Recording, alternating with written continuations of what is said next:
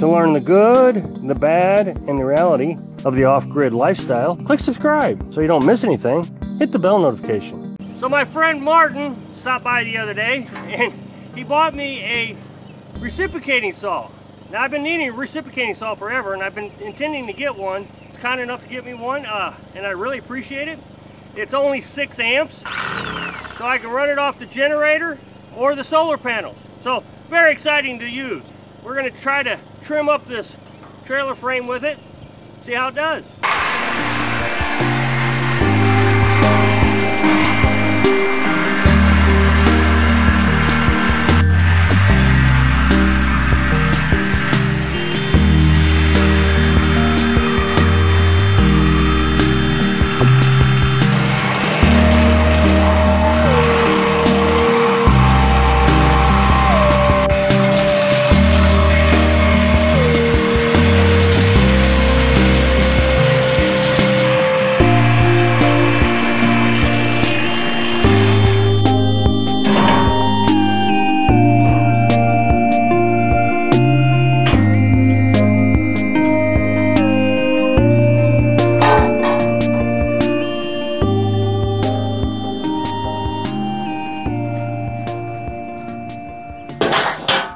So in about 3 hours, I think it took, I went to the hardware store at 8 o'clock and I finished everything I did today by 11. So, 3 hours, go to the hardware store and start cutting with that reciprocating saw that Martin gave me. We have now completely cut the frame off on the back half of the trailer. So here you can see this is where we're going to build our tiny house. We'll probably put a porch here. Not this year. I mean, we might put some boards or something out here so we can just stand out here. We'll probably wait until next year to actually start building the porch. And then all this back here is our property. But of course, we can't get too close to our property line because the neighbor didn't seem very happy about it. And I know a lot of people think that, we should be grandfathered in, that it's okay for us to be next to the property line because the trailer was here before the law was passed. And that might be true. But I also don't want to upset my neighbors, and I think this is critical. If my neighbors leave me alone, and I leave them alone, and I fly in underneath the radar, they can fly in underneath the radar. I mean, the guy over here, this little place is pretty primitive, and I'm sure he wants to be left alone. So if all it takes is for him to be happy, is to get the trailer frame away from the property line, like the law requires, so be it. The saw did really good. Like I said, it took 3 hours. And I bought 5 blades. 5 blades cost almost $15. And I used 2 of them. And I started to use a third. So about $6 is what I spent on blades for this project. And then tomorrow, I can start cutting this tin roof up and getting that cleaned up also. Making a lot of progress. Today, I feel really accomplished. Now, we still have a big mess here that we have to clean up. Of course, we don't want to walk out on the back porch and see a big mess. We're going to get all the materials out of here that we can't burn, like, the toilet, the bricks and different things. We want to save the bricks because the bricks we're going to use to build our outdoor wood furnace this winter. So we got enough bricks here that we can do that. All we have to have now is the wood stove, and we can start building our wood furnace. And then, so what we're going to do, so we don't have to carry it all the way over to our burn barrel, we're going to bring our burn barrel over here, and we're just going to start burning it over here. I don't know why we didn't think of this before. You would have thought we'd have thought of that, but it never occurred to us until we took the trailer frame out. It was like, wow, now it's gone. It's so easy to clean up. So there's the end piece of one of the rails that I took out. I was cutting them in 6-foot lengths so I can put it in the back of the truck, take it to the scrap yard. Right, I looked it up this morning. They're paying $75 a ton for scrap. It's not going to be very much. I would say that I probably got 10 pieces out of that, and they weigh, I don't know, 50 or 60 pounds. So it's 500 or 600 pounds. It's not even a quarter ton. Won't get much money out of it, but if we could get 25 bucks out of it, plus all the other metal that we have laying around, remember, all that goes to the cost of the house. And when you're building a house that only costs $5,000, 25 bucks goes a long ways. Remember, the house right now has only cost me $36 because I had to buy the 2x6s for the center beam. So if I can get my money back on the steel, let's say I get 36 bucks out, that means the floor was free because I used all this other material. It was scrap material off the trailer. It would be great if we could build the entire house for nothing. That would be awesome. A lot of people are going to be disappointed with this video because they really thought that I need a bigger house. And so what they wanted me to do was cut the back section off of the trailer and make an L shape. So essentially what they're suggesting is take those rails that I cut off and attach it right here and run it this direction down the hill. There's a lot of reasons we didn't do that. There's a reason why I'm building a 200 square foot house, and we are really debating whether we want a porch or not. One of the reasons is it's just more cost effective to live in a small house. We have an acre and a half right here of wooded area.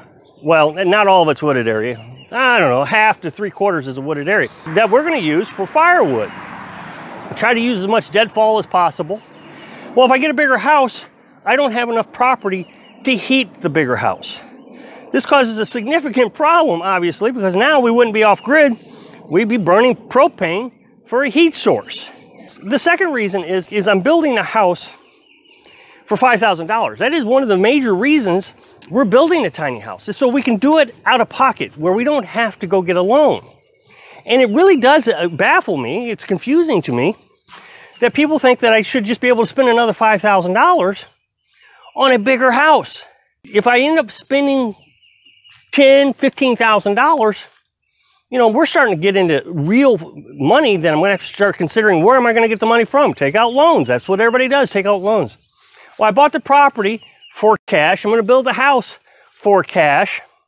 To think that I can just, you know, spit up another $10,000 to build on is not reasonable. Right now, I do contract work online. I can work as many hours or as few hours as I want online. You know, maybe during the winter, I can work more hours. During rainy days, I can work more hours.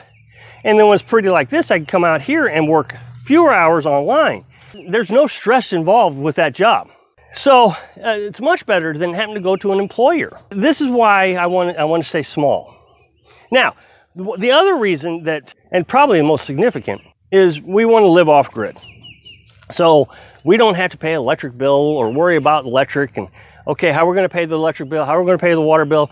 The most significant problem with having a bigger house is with county codes. Now, we live in an unrestricted area, which means I can pretty much do whatever I want with my property.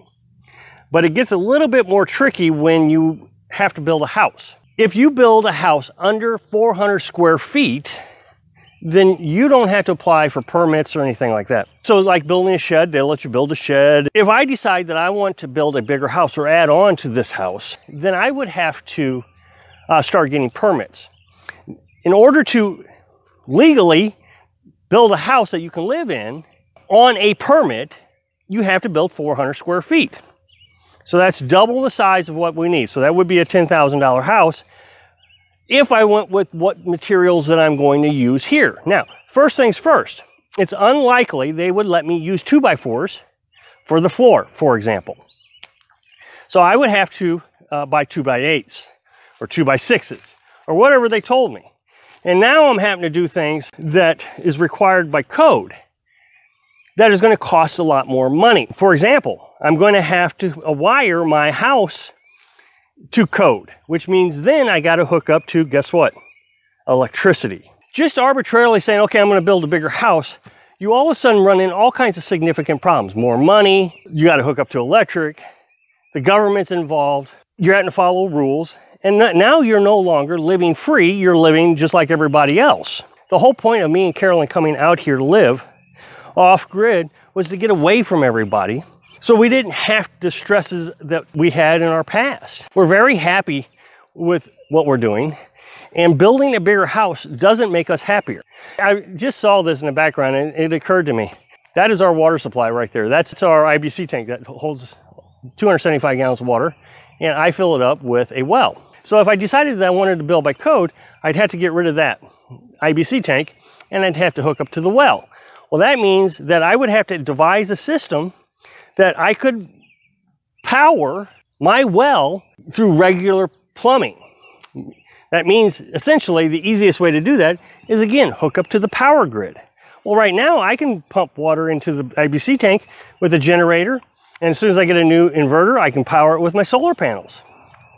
But at nighttime, I can't power water because I'd have to start up the generator, or I'd have to use the batteries, and it would use way too much amperage out of my batteries to power. So right now I can power it with an RV pump, and then the RV pump just takes DC electric, uses about 0.7 amps. So there's a lot of benefits to me living in a tiny house and living off grid. So that's why we're not building a bigger house. I know it disappoints a lot of people that we're not going to expand out. Now it's done. We've cut up the trailer frame and we cannot build anymore. Thanks for watching.